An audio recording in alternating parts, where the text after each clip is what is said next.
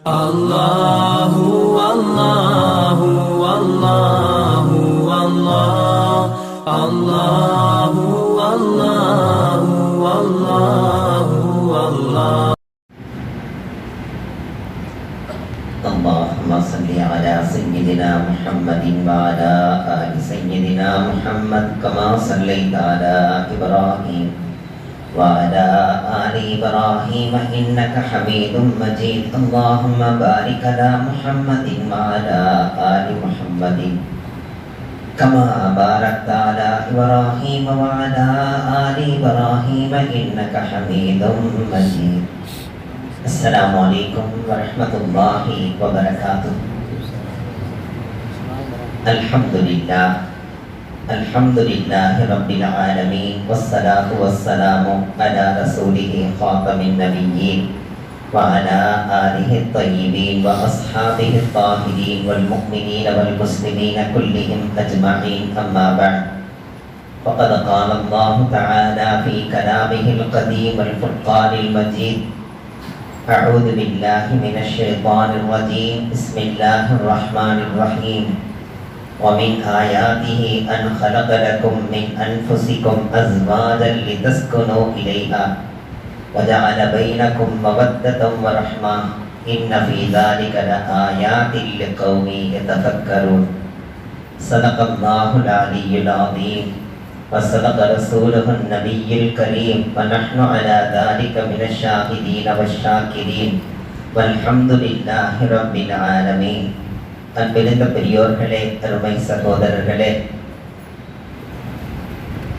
கடந்த ஜும்ஆவிலே மழையை ஒட்டி அந்த மழையின் தாக்கத்தினால் மனிதர்கள் பட்ட கஷ்டங்களை எல்லாம் நினைவுபடுத்தி, நம்மிடத்தில் இருக்கக்கூடிய காசு பணங்கள் உதவாது, நம்முடைய வசதி வாய்ப்புகள் எல்லாம் அல்லாஹ்வுடைய பேர் ஆற்றலுக்கு முன்பாக ஒன்றுமே இல்லை. அவன் பார்த்து உணவு தந்தால் நாம் பசியாறிக் கொள்ளலாம், அவன் பார்த்து நமக்கு நிம்மதி தந்தால் உறங்கிக் கொள்ளலாம், அவன் பார்த்து நமக்கு தாகத்துக்கு தண்ணீர் தந்தால் தாகத்தை தீர்த்து கொள்ள முடியுமே தவிர, நமது ஆற்றல், நமது பணங்காசு, நமது சொத்து சுகம் இவைகளை வைத்து ஒன்றுமே செய்திட முடியாது என்பதை வந்த புயல் நமக்கு பாடம் புகட்டி விட்டது என்கிற செய்தியை உங்களுக்கு முன்வைத்தேன். அதற்கு முன்னுள்ள ஜும்ஆவிலிருந்து தொடர்ச்சியாக ஒருவர் இன்னொருவருக்கு செய்ய வேண்டிய ஹக்கை, கடமைகளை சொல்லி வந்தேன். அதிலே மீதமிருக்கின்ற ஹக்குகளையும் சொல்லிடுங்கள், எங்களுக்கு அதை கேட்க வேண்டும், நாங்கள் எங்களது வாழ்க்கையிலே மாற்றத்தை ஏற்படுத்திக் கொள்ள வேண்டும் என்று திரும்ப திரும்ப அன்பர்கள் சொன்னதற்கு இணங்க அதை மீண்டும் தொடர்கிறேன். நபிகள் நாயகம் ஸல்லல்லாஹு அலைஹி வஸல்லம் அவர்கள் அல்லாஹ்வுக்கு செய்ய வேண்டிய கடமை அவனை மட்டுமே வணங்குவது என்றார்கள். அதற்கடுத்த கடமை தன்னை ஈண்டெடுத்த தாய் தந்தையர்களை நேசிப்பது, அவர்களது உள்ளம் நோகாமல் நடந்து கொள்வது, அவர்களுக்கு தருவதிலே பெருமைப்படுவது, சந்தோஷம் கொள்வது, அவர்களுக்கு தந்து மகிழ்வதிலே கணக்கு பார்க்காமல் இருப்பது, அவர்களை கண்ணியப்படுத்துவது, கண்ணியமான வார்த்தைகளை கொண்டே அவர்களை அழைப்பது, மௌத்து வரையிலும் மௌத்துக்கு பிறகும் அவர்களை மறக்காமல் அவர்களுக்கு நன்மை சேர்த்து வைப்பது என்கிற செய்தி எல்லாம் சொன்னேன். அதே நேரத்தில் அதற்கு அடுத்த ஜும்ஆவிலே தாய் தந்தையர்களாக இருப்பவர்கள் பிள்ளைகளுக்கு செய்ய வேண்டிய அந்த ஹக்குகளை மிகச் சரியாக, சீராக, சிறப்பாக செய்திட வேண்டும். அவரவர்களுடைய அந்த ஒத்துழைப்பு, அவரவர்களுடைய அந்த வீட்டோடு இருக்கின்ற அந்த அழகான இணைந்திருத்தல் என்பதை மையமாக வைத்து அவர்களோடு நடந்து கொள்ள வேண்டும் என்கிற செய்தியெல்லாம் உங்களுக்கு நினைவுபடுத்தினேன். உண்மைதான், ஹக்குகளை சரியாக தந்துவிட்டால் உலகத்திலே குழப்பம் என்பதே கிடையாது. ஹக்குகளிலே நாம் குறைபடுகிற நேரத்தில் தான் எல்லாமே குறையாக வந்து முடியும். எப்படி தாய் தந்தையர்களுக்கு மத்தியிலே நாம் நடந்து கொள்ள வேண்டிய செய்தி போன்று தாயும் தந்தையும், அதாவது கணவனும் மனைவியும், அவர்களுக்கு மத்தியிலேயும் ஹக்குகள் இருக்கிறது. கணவன் நினைக்கிறான், என்னுடைய ஹக்கிலே எந்த குறையும் நீ வைக்காதே என்கிறான் மனைவியை பார்த்து.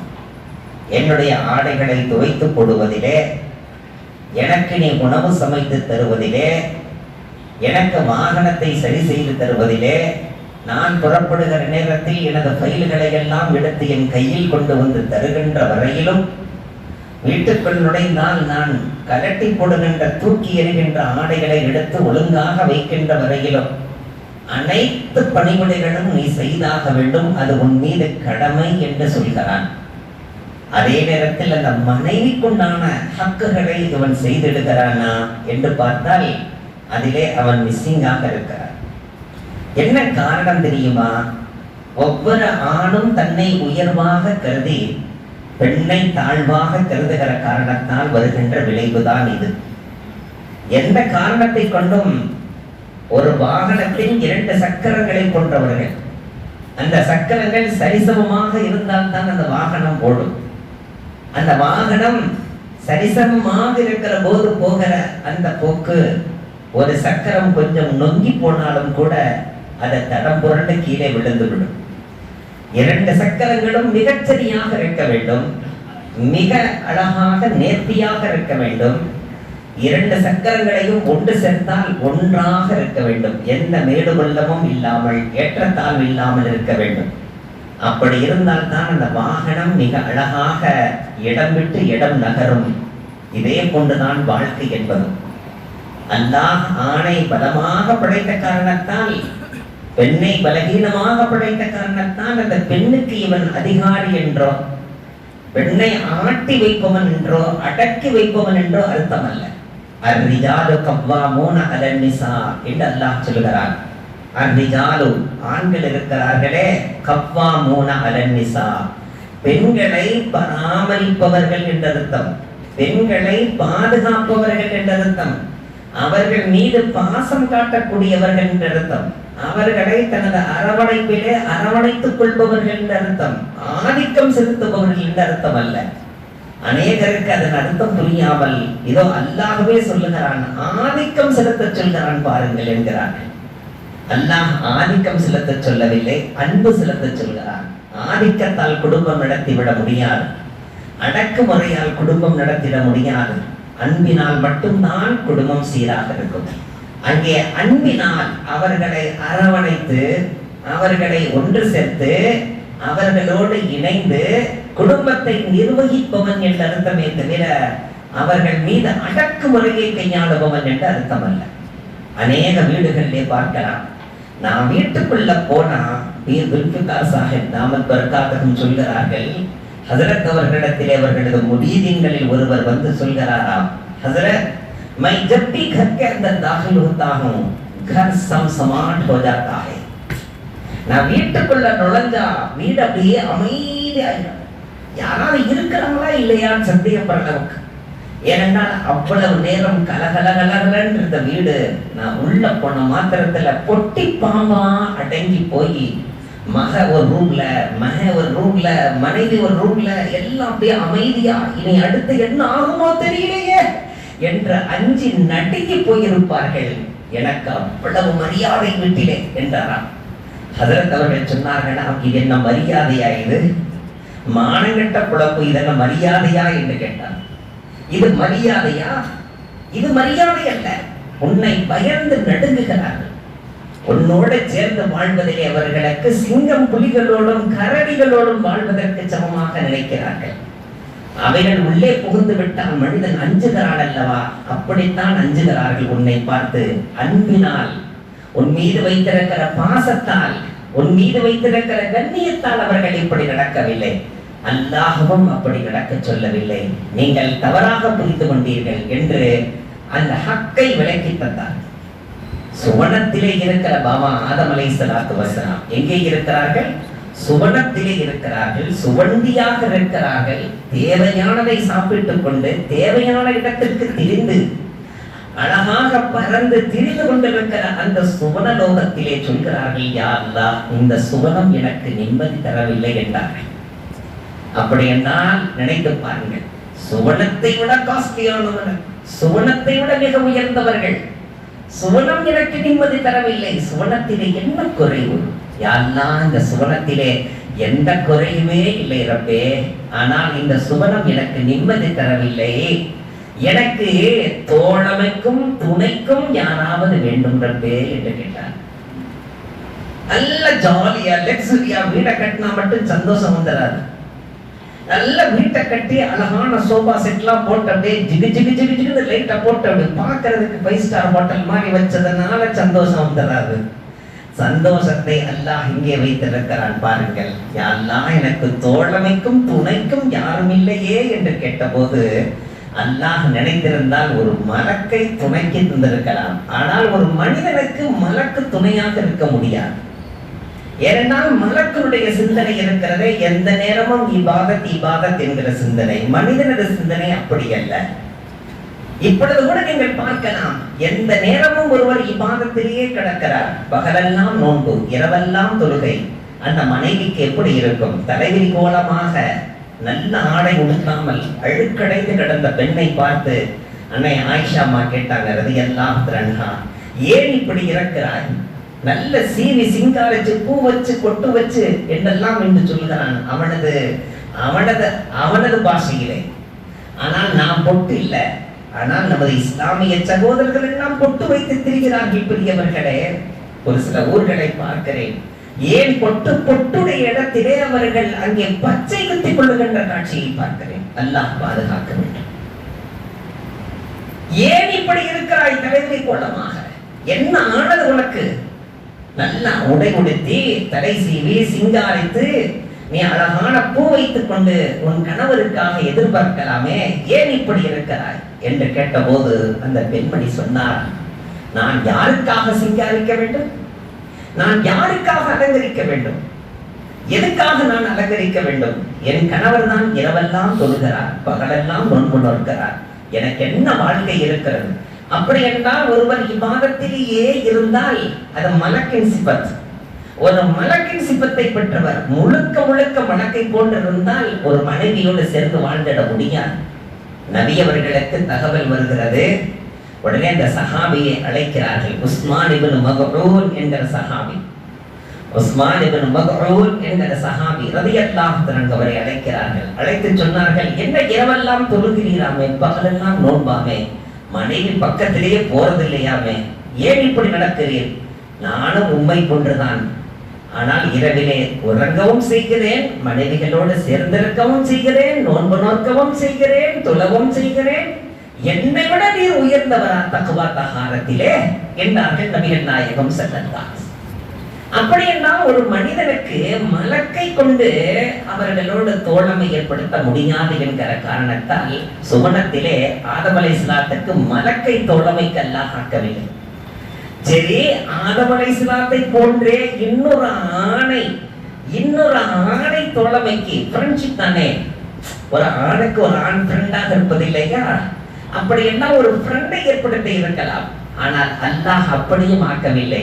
ஏனென்றால் ஒரு ஆணுக்கு இன்னொரு ஆண் தோழமையாக வேண்டுமானால் இருக்கலாம், துணையாக இருக்க முடியாது. அந்த ஆணுக்கு தோழமையாக ஃப்ரெண்டாக இருக்கலாம். ஆனால் அவனது உணர்வை, அவனது உள்ளத்தில் ஏற்படுகின்ற எழுச்சியை அதை சரி செய்து தருகின்ற துணையாக இருக்க முடியுமா? இருக்க முடியாது. எனவே அல்லாஹ் ஆதம் அலைஹிஸ்ஸலாத்து வஸ்ஸலாம் அவர்களை உறங்க வைத்து அவர்களது விலா எலும்பின் கடைசி எலும்பை எடுத்து, அதுவும் வளைவான எலும்பை எடுத்து, அந்த வளைவான எலும்பு கடைசி எலும்பு பக்கத்திலே இருதயம் இருக்கிறது, பக்கத்திலே இருதயம், அந்த இருதயத்துக்கு பக்கத்தில் உள்ள எலும்பை எடுத்து அதிலிருந்து அல்லாஹ் ஹவ்வாவை படைத்து அந்த ஹவ்வாவுக்கு ஆடை உடுத்தி அலங்காரமாகவே படைத்தான். படைக்கும் போதே நிர்வாணமாக படைத்து ஆடை உடுத்தப்பட்டவர்கள் அல்ல பெண்கள். அவர்கள் படைக்கும் போதே ஆடை உடுத்தி படைக்கப்பட்டவர்கள். அவர்கள் தான் இன்று அலங்கோலமாக திரிகிறார்கள். அல்லாஹ் நம்மை பாதுகாக்க வேண்டும், நமது குடும்பத்து பெண்களை பாதுகாக்க வேண்டும். ஒரு பெண்மணி பிறர் கெடுவதற்கு அவள் காரணமாக இருந்தால் அவள் நல்லவன் அல்ல, அவள் ஜானி என்றார்கள் நபிகள் நாயகம் ஸல்லல்லாஹு அலைஹி வஸல்லம். ஹஜ்ரத் பாபா ஆதம் அலைஹிஸ்ஸலாத்து வஸலாம் கண் விழிக்கிறார்கள். தலைமாட்டிலே அழகான ஒரு பெண் ஒருத்தி நிற்கிறார். உடனே பாபா ஆதம் அலைஹிஸ்ஸலாம் கேட்டார்கள், மன் அன்தி, நீ யாரம்மா என்று கேட்டார்கள். நான் உங்களுக்காகவே படைக்கப்பட்டிருக்கிறேன், உங்களின் சந்தோஷத்துக்காகவே நான் படைக்கப்பட்டிருக்கிறேன், உங்களது தோழமைக்காகவும் உங்களுக்கு துணைக்காகவும் படைக்கப்பட்டிருக்கிறேன், உங்களது உணர்வுகளும் உணர்ச்சிகளையும் நிம்மதிப்படுத்துவதற்காக நான் படைக்கப்பட்டிருக்கிறேன் என்று அந்த பெண்மணி சொன்னார்களே, அவர்கள் தான் ஹவ்வா அம்மா. சுவனத்திலே சுவனத்தால் கிடைக்காத இன்பத்தை, அந்த சுவனத்தால் கிடைக்காத சந்தோஷத்தை ஹவ்வா அம்மாவின் மூலமாக அல்லாஹ் வழங்கினான் என்றால் அந்த பெண் என்பவள் எவ்வளவு உயர்ந்தவள் என்பதை நாம் நினைத்து பார்க்க. அந்த பெண் என்பவள் எவ்வளவு உயர்ந்தவள். ஆனால் அதே நேரத்தில் ஆண் ஒன்றும் குறைந்தவன் அல்ல. நபிகள் நாயகம் ஸல்லல்லாஹு அலைஹி வஸல்லம் சொன்னார்கள், ஒரு கணவன் என்பவன் ஒரு பெண்ணுக்கு அல்லாஹ் போடுகின்ற அழகான வேலி. அந்த வேலி மட்டும் இல்லை என்றால் நாயும் நுழைய நினைக்கும், நரிகளும் உள்ளே நுழைய நினைக்கும், அனைத்து பட்சிகளும் உள்ளே நினைக்கும், அனைத்து பறவைகளும் உள்ளே வர நினைக்கும். வேலி கட்டாயம் வேண்டும். வேலி இல்லை என்றால் அந்த பயிர் எப்படி மோசமாகி விடுமோ அப்படித்தான் ஒரு பெண்ணானவள். அவள் தீபம் விட்டு எரியக்கூடியவள். சொல்வார்கள் அல்லவா, வீட்டுக்கு விளக்கேற்ற வந்தவள் என்று சொல்வார்கள். அந்த விளக்கு அணைந்து விடும் அல்லவா, தனியாக எரிந்து கொண்டிருந்தால் அதற்கு ஒரு குடுவை வேண்டும், ஒரு அழகான குடுவை. அந்த குடுவைக்குள் எரிகின்ற அந்த தீபம் அணையாது. ஆனால் குடுவை இல்லை என்றால் அடிக்கின்ற காற்று அணைத்து விடும். அந்த குடுவை தான் கணவன். பிரியவர்களே, கணவன் இல்லை என்றால் குடுவை இல்லாத தீபம் அது எந்த நேரத்திலும் அணைந்து விடும். எந்த நேரத்திலும் அதனுடைய அழகு, அதனுடைய அறிவு, அதனுடைய அழகு எல்லாம் பறிக்கப்பட்டு போகும். எனவேதான் இந்த குடுவை. நபிகள் நாயகம் ஸல்லல்லாஹு அலைஹி வஸல்லம் அவர்களிடத்திலே ஒரு பெண்மணி வருகை தந்து, யா ரசூலல்லாஹ், எனக்கு திருமணமாக போகிறது, எனக்கான திருமண பேச்சுவார்த்தை நடந்து கொண்டிருக்கிறது, திருமணம் முடிந்த பிறகு என் கணவனின் ஹக்கு என்ன, என் கணவனுக்கு நான் செய்ய வேண்டிய ஹக்கு என்ன என்று கேட்கிறார். அந்த காலத்திலே இப்படி எல்லாம் கேட்டிருக்கிறார். அதுல அந்த இடத்துல பொண்ணு எடுக்கலாமா, இந்த மாப்பிள்ளை சரியா, இதெல்லாம் கேட்கிறாங்க. ஆனா ஹக்குகளை கேட்கறது இல்லை யாருமே. எனக்கு திருமண பேச்சு நடந்து கொண்டிருக்கிறது, நான் என் கணவருக்கு செய்ய வேண்டிய ஹக்கு என்ன சொல்லுங்கள் என்று கேட்டபோது நபி அவர்கள் சொன்னார்கள், யாருக்குமே சஜ்தா செய்யக்கூடாது, அல்லாஹ்வை தவிர வேறு யாருக்குமே சஜ்தா செய்யக்கூடாது. அப்படி சஜ்தா செய்வது கூடும் என்றிருக்குமானால் உன் கணவருக்கு நீ சஜ்தா செய்ய என்று நான் சொல்லி இருப்பேன். அவ்வளவு உயர்ந்தவர். பிறகு சொன்னார்கள், உன் கணவருக்கு உடலிலே எங்கேனும் ஒரு புண் ஏற்பட்டு அந்த புண்ணிலிருந்து சீல் சலம் வருமானால் அந்த சீல் சலத்தை உனது நாக்கினால் நக்கி சுத்தம் செய்தாலும் கூட கணவருடைய கடமையை நீ நிறைவேற்றியவளாக ஆக முடியாது. அப்படி என்றால் நிறைவேற்றி முடிக்கவே முடியாது. ஏதோ கொஞ்சம் கணவருக்கான ஹக்கை நிறைவேற்றி இருக்கிறாய், அவ்வளவுதானே தவிர நான் 100% என் கணவரின் ஹக்கை நிறைவேற்றினேன் என்று எந்த பெண்ணும் சொல்ல முடியாது. அவ்வளவு பெரிய கஷ்டங்களை சமாளிப்பவன் தான் கணவன். அந்த பெண்ணுக்கான பாதுகாப்பவன் அவன். அந்த பெண்ணுடைய கண்ணியமே அவன் தான். அந்த பெண்ணை சார்ந்த சொந்தங்களுக்கு மத்தியிலே அந்த பெண்மணி தடை நிமிர்ந்து நடப்பதற்கே அவன் தான் காரணம் என்றார்கள் நபிகள் நாயகம் ஸல்லல்லாஹு. எனவேதான் ஒரு பெண்மணி இறக்கும் நேரத்திலே ஹதீஸிலே வருகிறது, நபி அவர்கள் சொல்கிறார்கள், ஒரு பெண் இறக்கும் நேரத்திலே கணவனின் பொருத்தம் பெற்ற நிலையில் அவள் இறப்பாலேயானால் அவள் சுவனவாதி என்றார்கள் நபிகள் நாயகம் ஸல்லல்லாஹு. கணவனின் பொருத்தம் இல்லாமல் ஒரு இரவு காலை விடுகின்ற வரை கணவனின் கோபத்தோடு அவள் உறங்குவாளேயானால் அவள் அல்லாஹ்வுடைய கோபத்துக்குரியவள், மலக்குகளின் சாபத்துக்குரியவள் என்றார்கள் நபிகள் நாயகம் ஸல்லல்லாஹு. இல்லங்க, இந்த ரொட்டி எடுத்துட்டு வந்துடுறங்க, இந்த ரொட்டி போட்டிருக்கிற தவால கரிஞ்சிட போகுதுங்க என்று கூட சொல்லி நீ தாமதிக்காதே என்றார்கள் நபிகள் நாயகம் ஸல்லல்லாஹு. கணவர் அழைக்கிறார், ஜீனப் இங்க வா, ஜைனப் இங்க வா. உடனே என்னங்க லப்பைக் என்று வர வேண்டுமா? இல்லங்க, அடுப்புல போட்டிருக்குங்க, கரிஞ்சாலும் பரவாயில்லை என்றார்கள் நபிகள் நாயகம் ஸல்லல்லாஹு. நீ அது கரிகிறது என்பதற்காக வேண்டிய லேட்டாக தாமதித்தால் உன்னை அவமதித்ததாக, தன்னை அவமதித்ததாக அவன் நினைப்பான். அந்த எண்ணத்திலிருந்து நீ விடுபடுவதற்காக உடனே வந்து விடு. அல்லது அனுமதி கேள், அடுப்பிலை போட்டிருக்கிறேன், அதை எடுத்து விட்டு வரட்டுமா என்று கேள். இது என்னங்க ஸ்கூலாக, இது என்ன ஸ்கூலா என்று கேட்கக்கூடியவர்கள் எல்லாம் உண்டு. இது என்ன ஹாஸ்டலா, ஏன் இவ்வளவு சட்டத்திட்டம் என்றெல்லாம் கேட்பவர்கள் உண்டு. ஆனால் கணவனோடு சேர்ந்து பயணிக்க வேண்டும். அவனது கோபம் என்றால் கோபத்துக்கு தக்க அவனுடைய திடுதப்பெற்று வருகின்ற ரோஷம், அதற்கான அந்த ரோஷத்தை அனுசரித்து, கோபத்தை அனுசரித்து, அவனது நிலையை அனுசரித்து நடப்பவள் தான் மனைவி என்றார்கள் நபிகள் நாயகம் ஸல்லல்லாஹு அலைஹி வஸல்லம். ஆனால் அதே நேரத்தில் மனைவி இல்லாமல் ஒருவன் வாழ்ந்து பார்த்தால் தெரியும் அந்த கஷ்டம் எந்த அளவு கட்டி. மனைவி இருக்கிற போது இருந்த நிலையும் மனைவி பக்கத்தில் இல்லை என்றால் ஏற்படுகின்ற நிலையையும் நினைத்து பார்க்க வேண்டும். முதுகரிக்கின்றது, அதை நான் சொரிந்து விடுகிறேன் என்று சொன்னாராம். நான் சொரிந்து விடுகிறேன் இல்லப்பா, இன்னைக்கு நீ சொரிஞ்சு விடுவ, நாளைக்கு நீ பக்கத்தில் இல்லைன்னா எனக்கு யார் சொரிஞ்சு விடுவா? 20 ஆண்டுகளுக்கு மேலாக மனைவி இறந்து தன்னுடைய பிள்ளைகளுக்காக வேண்டிய திருமணம் முடிக்காமல் இன்னொரு திருமணத்தை முடித்தால் தனது பிள்ளைகளின் வாழ்க்கை என்ன ஆகுமோ என்று தன்னையே இழந்து, தன்னுடைய உணர்வை எல்லாம் இழந்து, உணர்ச்சிகளை எல்லாம் இழந்து, ஆசைகளை எல்லாம் இழந்து, அனைத்தையும் பிள்ளைகளுக்காகவே இழந்து பிள்ளைகளை டாப்பிலே கொண்டு வந்து நிறுத்திவிட்டார். நான் கியாமத் நாளிலே ரப்போது என்ன அமல் செய்தாய் என்று கேட்டால், என் பிள்ளைகளை உன் பாதையிலே, உன் மார்க்கத்திலே வளர்ந்து ஆளாக்கி அவர்களை உருப்படியாக செதுக்கி கொண்டு வந்திருக்கிறேன் என்று சொன்னால் அந்த ஒரு அமலுக்காக அல்லாஹ் சுவனத்துக்கு அனுப்புவான். பக்கத்திலே மனைவி இல்லாமல் எவ்வளவு சிரமம் தெரியுமா? அவர்கள் நாங்கள் இல்லை என்றால் எந்த அளவுக்கு கஷ்டம் என்று பாருங்கள் என்று சொல்வதற்காகத்தான் ஒவ்வொரு வருடமும் பிள்ளைகளுக்கு லீவு காலங்கள்ல ஊருக்கு போயிடுறாங்க.